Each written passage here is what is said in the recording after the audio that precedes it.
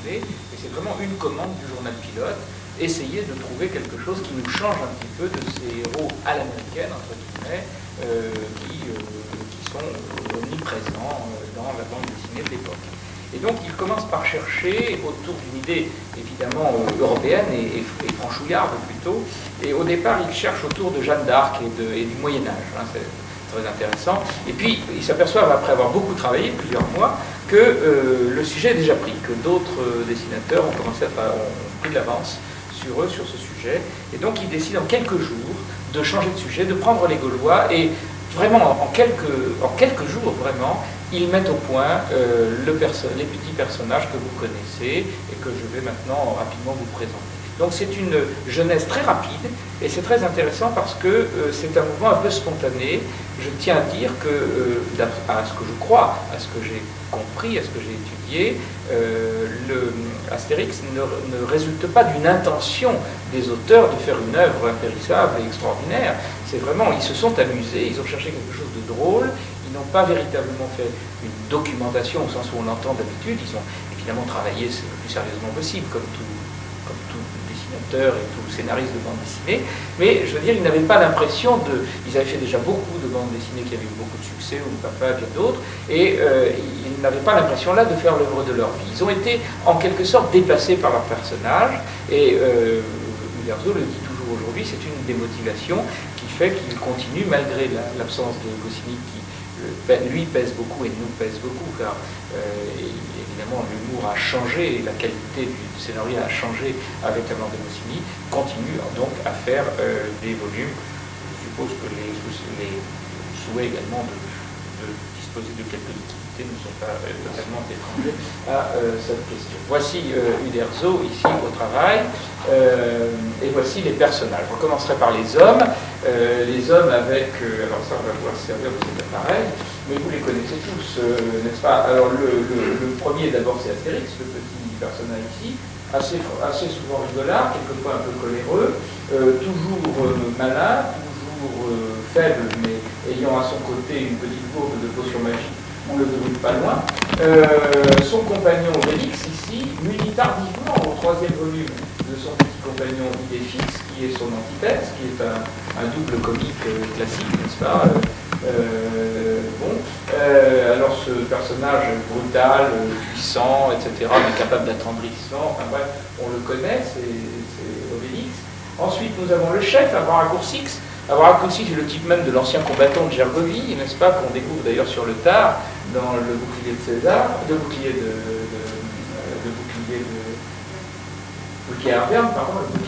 Vercingétorix. Donc Abracoursix est un personnage politique, classique, n'est-ce pas? Il commande, c'est-à-dire qu'il se met en colère. Il est essentiellement commandé par sa femme, devant laquelle il file doux, bonne mine. C'est pas en réalité lui le chef. Le chef, c'est le triumvirat qui est formé par le druide qui lui est sage, et d'autre part par les deux compagnons qui résolvent à peu près tous les problèmes, les deux-là. Lui, Abracoursix, il symbolise le pouvoir, disons qu'il symbolise le pouvoir, et il permet aussi tout le ridicule qui s'y attache par un certain nombre de scènes cocasses à peu près permanentes. Alors ensuite, il y a un autre couple, il y a le barde qui s'appelle Assurance Tourix, qui est l'arme secrète du village, parce que quand il n'y a pas de potion magique, c'est parce qu'ils chantent que les Romains n'osent pas rentrer dans le corps. C'est tellement terrifiant que vraiment on ne peut pas résister. D'ailleurs, les Normands ont décidé d'attendre plusieurs siècles pour faire leurs invasions à la suite d'un chant poussé par le barde. Donc le barde est une personnalité très importante. Ensuite, il y a ici le poissonnier. Le poissonnier dont le nom m'échappe sur l'instant, mais ça va venir. Le poissonnier qui a du poisson, il est sur le bord de la mer, mais il fait venir son poisson de Lutèce, bien entendu, de façon à avoir du poisson avec un label de qualité. Et son poisson est le prétexte systématique aux bagarres qui fondent la convivialité du village. Les bagarres sont le lieu. Si vous avez des enfants, vous savez que on mesure le degré de proximité d'enfants à leur capacité à s'entretuer, n'est-ce pas, dans des bagarres quasi quotidiennes. Eh bien, c'est la même chose. Et donc, toute la convivialité du village se passe là. Et c'est la seule type de bagarre dans laquelle la potion magique n'intervient pas, puisqu'on n'utilise pas la potion magique à l'intérieur du village et contre un autre Gaulois. On ne l'utilise que contre l'adversaire. Enfin, il y a un personnage amusant ici qui est H. Canonix.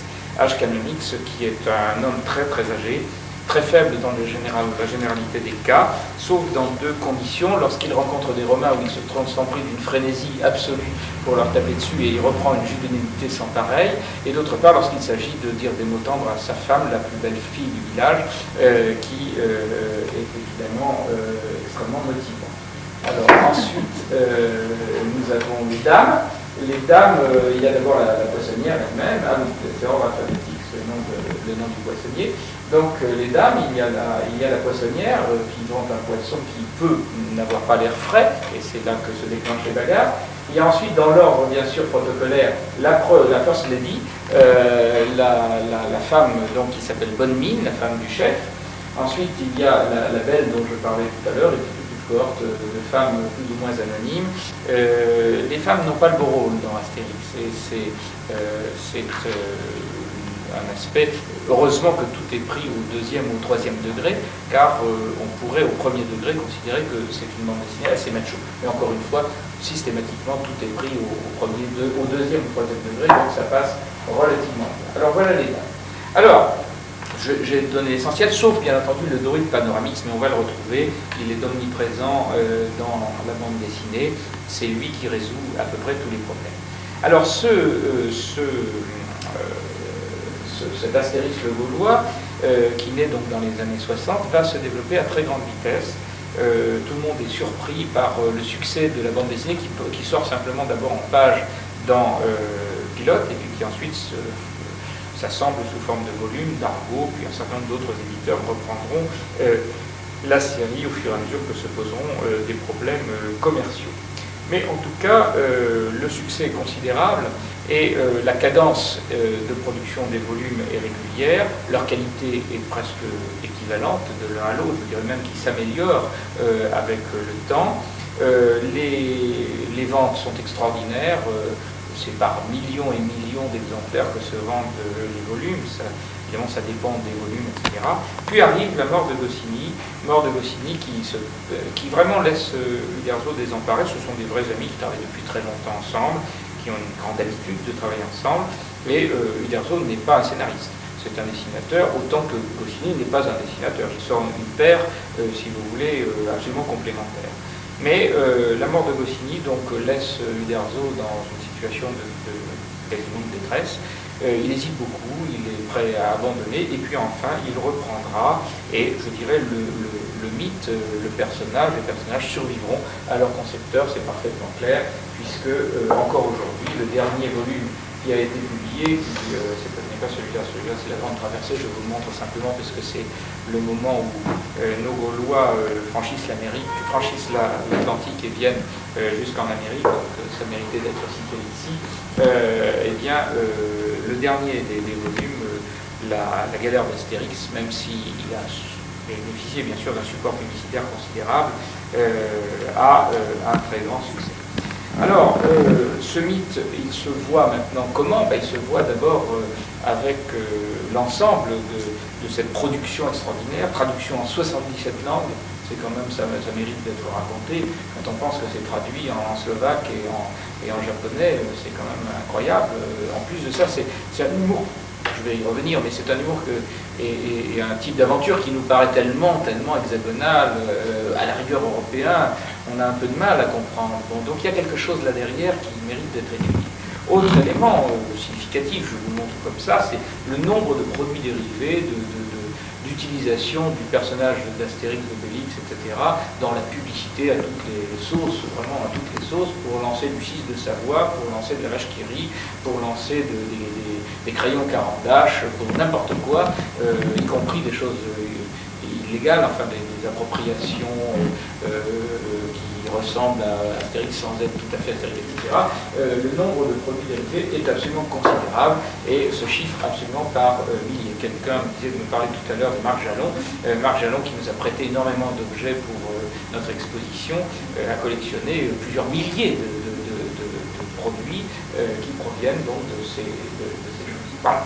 Alors, je vais maintenant rapidement essayer de vous montrer pourquoi, enfin de vous montrer ce que je pense, ce que nous avons interprété de tout cela. D'abord, dans ce mythe d'Astérix, il y a quelque chose de tout à fait intéressant, c'est l'anachronisme systématique, ou plus exactement le mélange des temps. Le mélange des temps, c'est l'inverse des règles d'unité de temps auxquelles on est habitué, le mélange des temps. Par exemple, le menhir, n'est-ce pas, qui est le symbole, bien sûr, de la Bretagne, mais qui n'est pas que le symbole de la Bretagne, on en trouve, je le rappelle toujours, en Provence, en Massif central, etc. Bon. La pierre levée, bon, voilà quelque chose qui a cessé d'être produit à peu près 6000 ans avant Jésus-Christ, au plus proche, et qui, évidemment, va se retrouver chez notre tailleur de menhir préféré, Monsieur Obélix, qui n'est pas d'ailleurs à une contradiction près, c'est vraiment pratiqué comme un art, ce n'est pas quelque chose de fortuit, ce n'est pas une erreur, c'est une véritable volonté, puisque ici, Obélix est en train tout simplement d'inventer l'obélisque, pas l'obélix, et il se fait rabrouer par le coléreux Abraracourcix, qui lui dit que vraiment, ce style-là n'a aucun avenir. Aucun avenir. Bon. Restons gaulois, dit-il. Bon, voilà donc le type même de la confrontation, si vous voulez, rapide et amusante et sans autre prétention des temps, puisqu'on va trouver l'Ancien et le Moyen Empire, le Néolithique, et puis donc les Gaulois qui fonctionnent, comme chacun sait, ici en 52 avant Jésus-Christ, puisqu'on est en pleine guerre des Gaules, donc ça tout se passe en 52 avant Jésus-Christ, c'est moi, c'est simple. Bon. Alors, autre, je dirais, choc de culture et de temps, eh bien, vous reconnaissez évidemment le radeau de la Méduse de Géricault, mais qui est ici traité à la manière particulière. Ce sont ces fameux comiques de répétition qu'on a à chaque fois, n'est-ce pas? Ce sont ces fameux pirates qu'on rencontre à chaque aventure, puisqu'à chaque aventure, on sort de Gaulle et on va se promener sur les océans, et chaque fois, on rencontre les pirates. Et les pirates, évidemment, sont coulés systématiquement. Et les pirates, quelquefois, même ont tellement peur quand ils les voient qu'ils secouent eux-mêmes avant même de livrer combat, n'est-ce pas? Ici, voilà le type même de l'humour classique. On a la composition de Géricault, tout l'ensemble, etc., avec des personnages, évidemment, totalement cocasses. Et puis ici, le chef des pirates, dit « je suis médusé ». Bon, chacun peut comprendre, ça paraît un peu lourd, mais ça passe vraiment très bien. Autre rencontre de temps, et bien là on est avec Cervantes, on va donner dans le littéraire, après avoir donné dans la peinture classique. Et voici donc Don Quichotte et Sancho Panza, qui dit aux deux Gaulois qui cherchent leur chemin écrasés de chaleur, alors que secs comme des coups de briques, sont tout à fait vaillants, sauf évidemment l'habituel Haridel, en disant non, c'est pas loin, vous continuez tout droit, c'est à gauche des moulins. Et on a bien sûr les fameux moulins de Don Quichotte. Ou encore ici, où une Romaine, alors qu'on se trouve dans l'arène, une Romaine a lancé sa cape. Obélix, c'est connu, les Gaulois sont galants, récupère la cape et veut la lui sauver. Et à ce moment-là, le taureau furibond fonce et olé, n'est-ce pas, on invente, je ne sais plus comment s'appelle cette passe, avec la cape. Et donc on se trouve tout d'un coup en pleine arène de Nîmes au 19e ou 20e siècle. Ou encore ici, avec un humour qui commence un peu à se compliquer, les Gaulois arrivent devant un pont, un viaduc en construction, un viaduc qui doit maintenant aujourd'hui être classé monument historique, entretenu très savamment, etc. Et voilà les deux Gaulois qui disent, avec leur construction moderne, les Romains gâchent le paysage. C'est donc les mouvements écologiques, les mouvements de protection de l'environnement, des sites, etc., qui empêchent, vous savez, aujourd'hui, de faire beaucoup de choses, souvent avec juste raison d'ailleurs, et qui ici se manifeste évidemment avec un ridicule à double ou triple des temps. ou comme ici, où nous avons une rencontre sur la Nationale 7, évidemment, avant les fameux bouchons de Montélimar. Avance, où tu veux que j'avance, papa, si j'avais su, si, avec des si, on mettrait une vitesse en amphore. Voilà, typiquement, la chose, évidemment, on n'imagine pas qu'à l'époque gauloise, il y ait pu y avoir des embouteillages avec des chars à bœufs. Tout ça est évidemment totalement incongru, mais c'est une rencontre de temps qui fait rire. Pourquoi? Parce que, au fond, Astérix abolit, enfin les pères et les créateurs d'Astérix abolissent le temps qui nous sépare d'Astérix, du Gaulois, et par conséquent notre ancêtre mythique, nos ancêtres les Gaulois, deviennent nous-mêmes. Et c'est là que vraiment le mythe se met en place, quand il n'y a plus de distance de temps entre les ancêtres et nous. À ce moment-là, nous sommes en plein mythe, nous pouvons nous réclamer de ce mythe, nous en sommes non seulement les héritiers, mais nous en faisons partie, on y appartient, on n'y est pas accolé, n'est-ce pas? On y appartient, qui est constitutif du mythe. Voilà encore une autre rencontre incongrue. Nos Gaulois sont en train de faire le tour de Gaulle et ils arrivent à Clermont-Ferrand. Clermont-Ferrand, où se trouve aujourd'hui une firme qu'on appelle Michelin et qui a été le principal producteur de pneus, comme vous le savez peut-être, en France, avant que d'autres entreprises plus mondiales prennent une partie du marché. Et ici, on se trouve au milieu on attend chez un riche fabricant de roues, et vous voyez ici, c'est drôle ici, c'est le monde de la grosse industrie panoramique, on a parlé, etc. Et donc, c'est le monde de la grosse industrie qui est rencontré au travers, évidemment, de ces amusantes roues de chars qui nous paraissent à nous, et quand nous montrons nos roues de chars du musée des arts et traditions populaires, en comparaison, des objets d'un très grand classicisme et d'une très grande tradition. Voilà. Et puis, ensuite, il y a, je dirais, aussi l'appel à des objets, à des types d'objets qui franchissent le temps et qui sont réputés intemporels. Alors, le bon exemple, c'est le tonneau. On pourrait en prendre des dizaines. À chaque fois, je suis obligé de prendre un seul ou deux exemples dans une série, puisque c'est une vraie méthode que nos auteurs ont imaginée, sans véritablement, je le répète, le théoriser. Le tonneau, évidemment, tout le monde sait, c'est une invention gauloise, c'est une invention vraiment de la Gaule, et alors que les Romains utilisaient les amphores. Bon. Et ce tonneau, eh bien, on le retrouve effectivement à l'époque romaine, on présente un tonneau romain dans notre exposition, et puis, et puis on le trouve aussi, ça c'est un tonneau du 19e siècle de Bourgogne, bon, bien classique, et bien voilà ce que ça donne dans le monde d'Astérix, où on a une station autoroutière, n'est-ce pas, on gare le char, et puis on a d'un côté l'avoine, de l'autre côté l'eau, qui est servie dans un tonneau, avec le petit personnage qui imite quelque chose qui a été longtemps un des attributs d'une des firmes de distribution d'essence, je ne me souviens plus quelle était cette firme, peu importe, mais vous voyez, il y a une espèce de rencontre complètement cocasse, avec toujours des objets qui sont des objets évocateurs d'une sorte d'éternité de la tradition française, de la tradition populaire. C'est en ce sens-là aussi qu'on manipule le mythe, sans, encore une fois, véritablement le vouloir. Alors, ensuite, le deuxième élément, c'est la vision stéréotypée du monde. La campagne française et les régions. Les régions, ce qui est vraiment la tradition française au travers de ces différences régionales. Alors, quelques exemples amusants.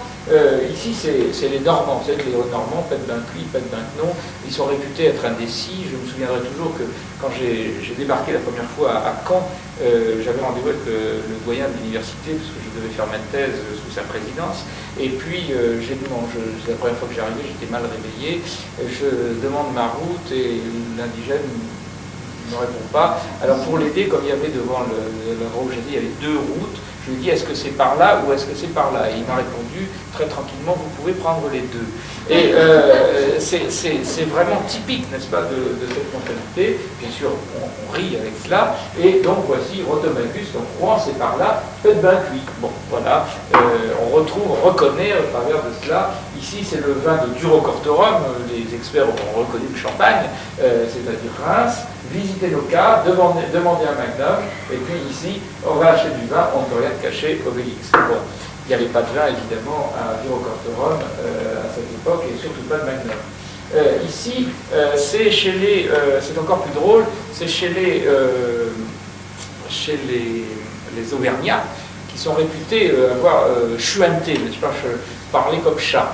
Et en parlant comme chat, ils parlent toujours comme chat aujourd'hui. Il y a d'ailleurs un de nos anciens présidents qui, quelquefois, parle comme chat. Et donc, ici, Astérix, très étonné, dit sans vouloir vous vexer, ni être indiscret, est-ce que vous avez tous cet accent? Et à ce moment-là, l'Auvergnat qui est là, le Bougnat, répond: ah non, nous les vieux, on parle comme chat, mais chache-père.